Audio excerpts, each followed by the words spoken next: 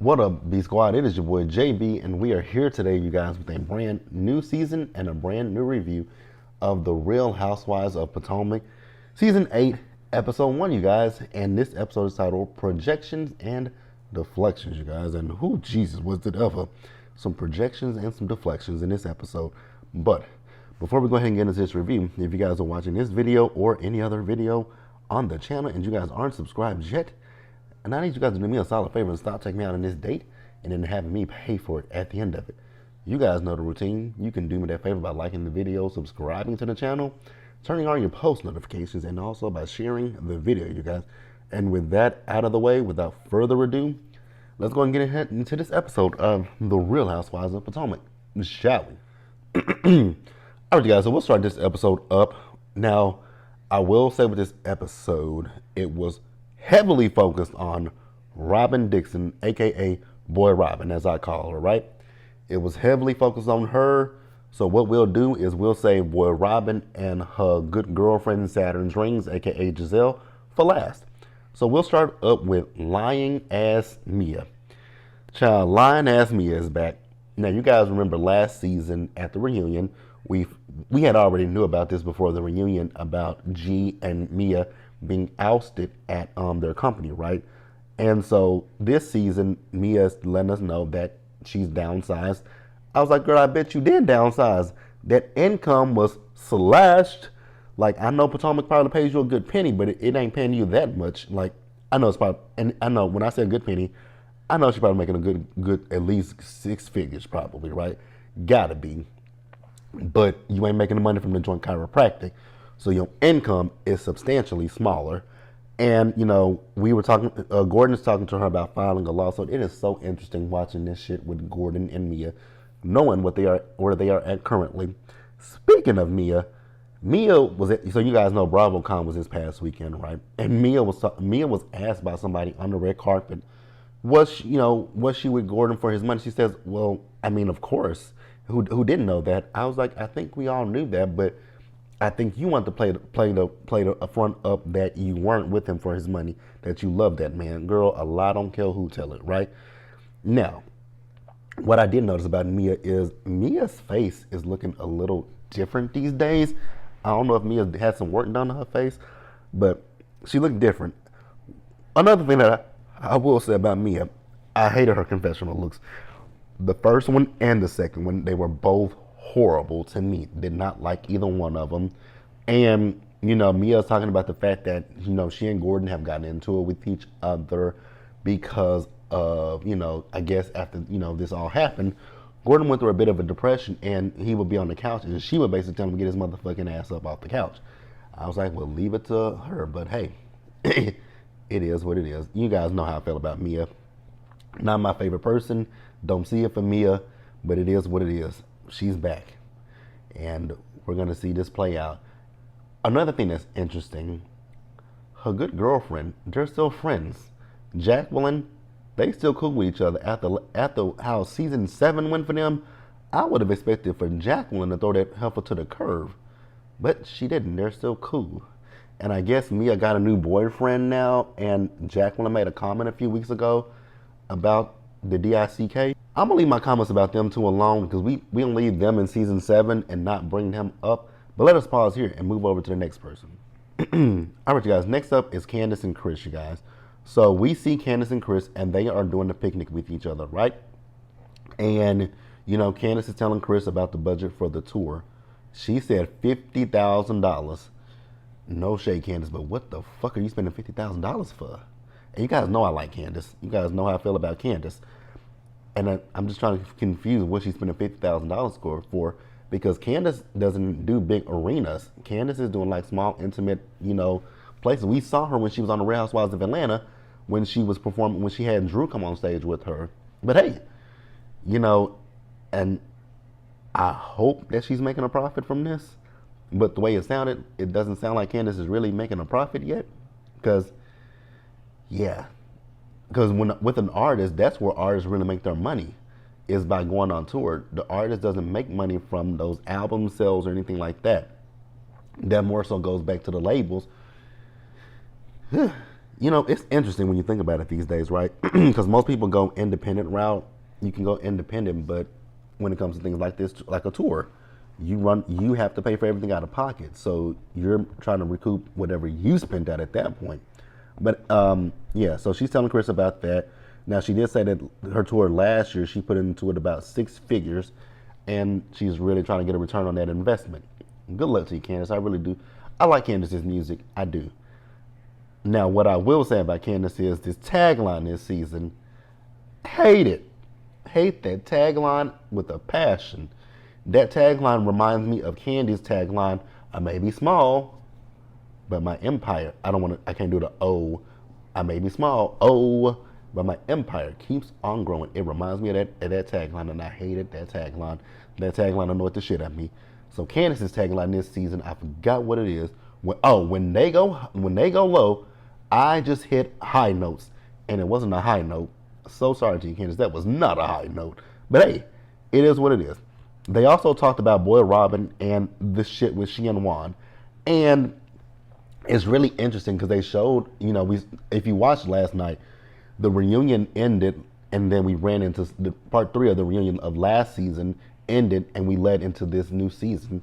And when Robyn was on Watch What Happens Live last year, when she was, or was it this year? It was whenever the hell it was. When Robyn was on Watch What Happens Live, right? And she was talking to Andy. When Robyn was on Watch What Happens Live and talking to Andy about the situation, and she didn't understand why Candace was so mad, I was like, she's mad because what happened is all of season 7, Giselle, Ashley, and Deborah were talking about things that her husband has done to them. Ashley was saying he slid into her DMs. Giselle was saying he made her feel uncomfortable, but he never did anything to her. And then Deborah was sitting there trying to lie and say that the man hit on her, and he never hit on her. Like, never. So she felt the way because, yes, Robyn, and she talked about this, she said, yeah, Robyn did defend me and you, but you had a whole scandal in your closet, and you never said anything about it. But you were letting everybody else drag my marriage through the mud when your marriage was not good at all. I got where Candace was coming from, and that's why I still say Boy Robyn is full of shit.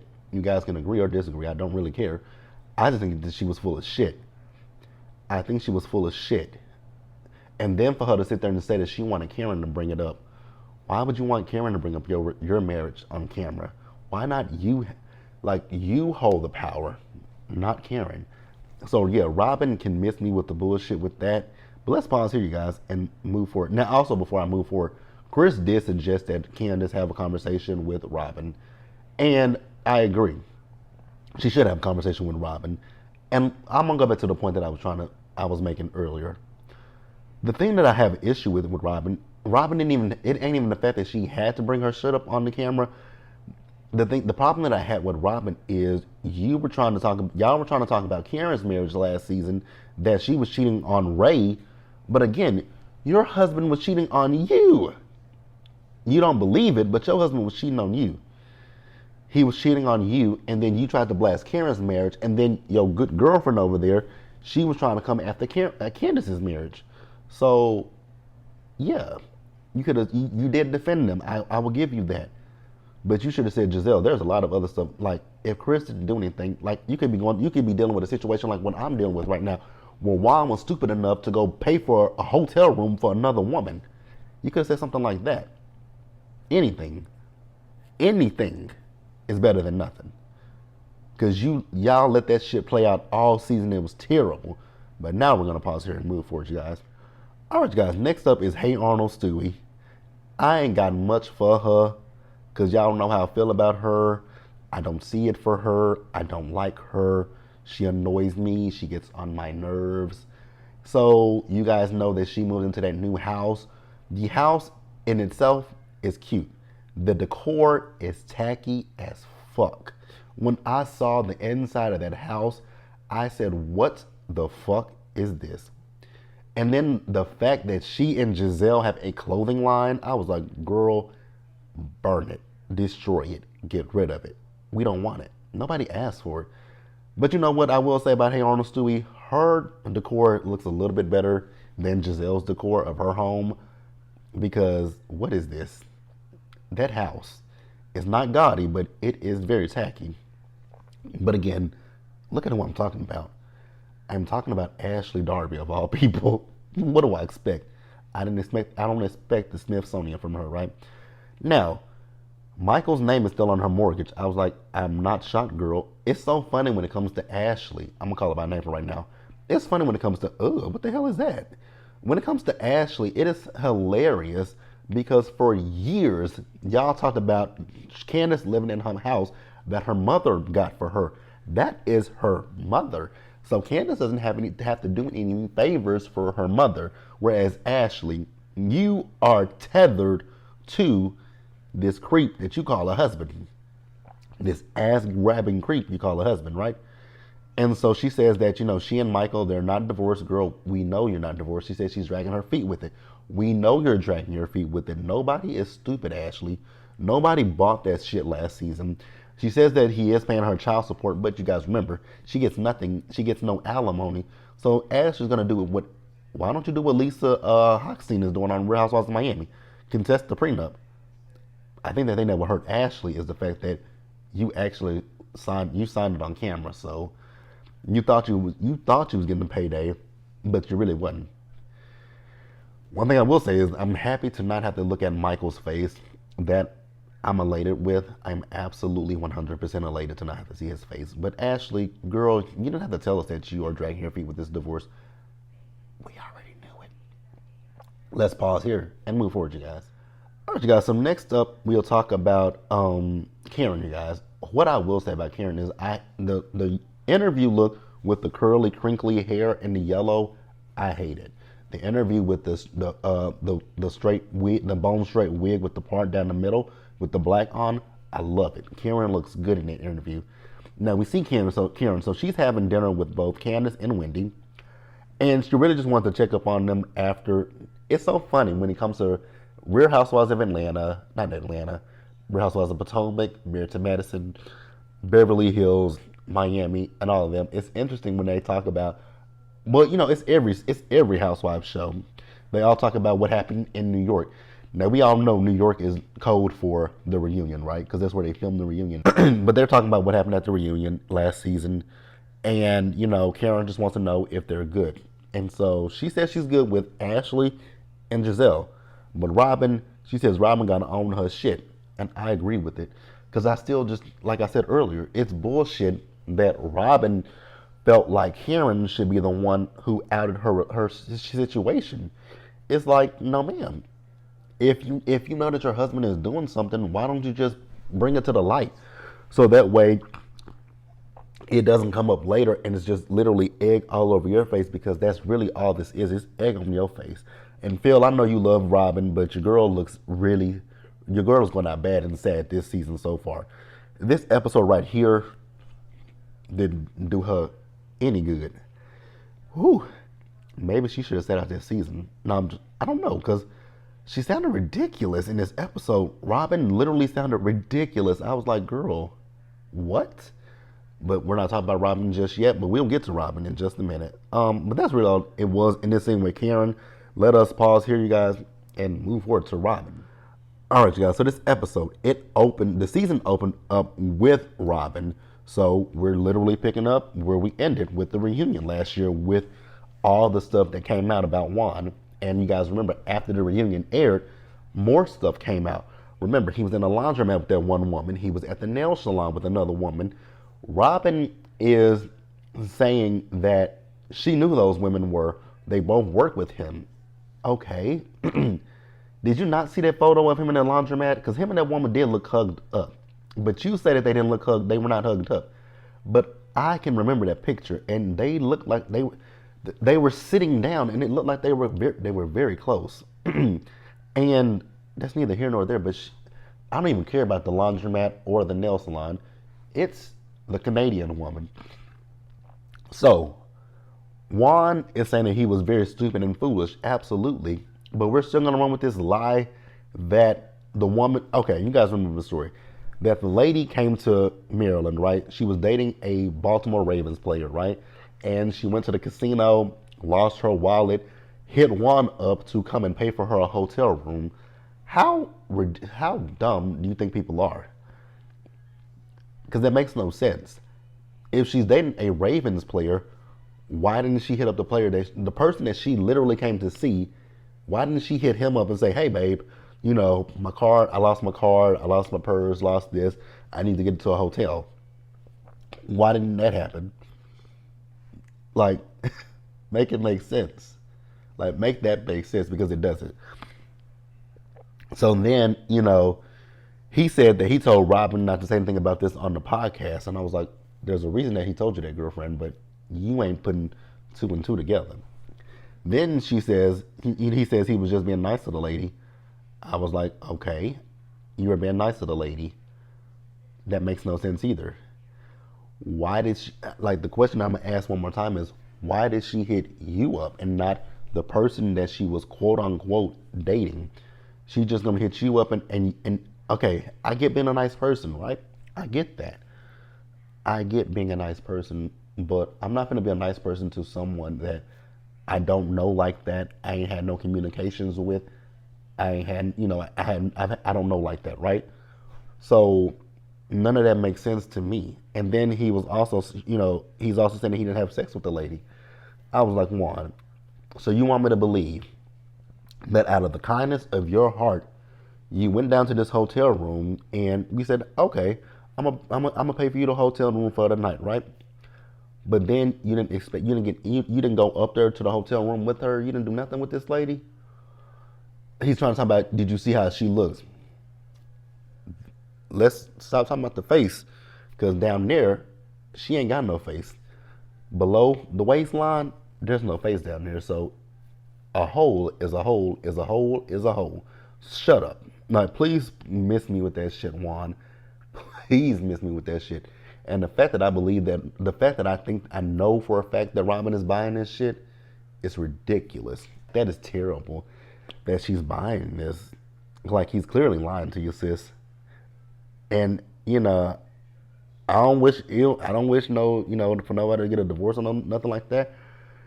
But sometimes you just got to take a good look in the mirror and be like, if it walks like a duck, quacks like a duck, then damn it, it's a goddamn duck.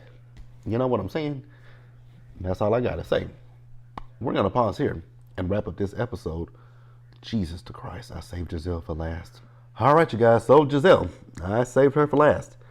Wasn't intentional, but hey, it is what it is. This first thing with Giselle, I really, really, really, really, really wanted it to just end as soon as it came up on my screen. She is with that, so you guys know she's dating that guy Jason from, is it Summer House, Winter House? One of them shows that I don't watch, right? And he is 16 years younger than she is. I think that's what they said in the interview. And she's dancing, and I was like, oh my God. My eyes. I was just like, oh, please stop accosting my eyes, because that was all I was doing this whole entire time. Then she was talking about the fact that, the West Wing is seeing things that it never saw in a while. I was like, ew.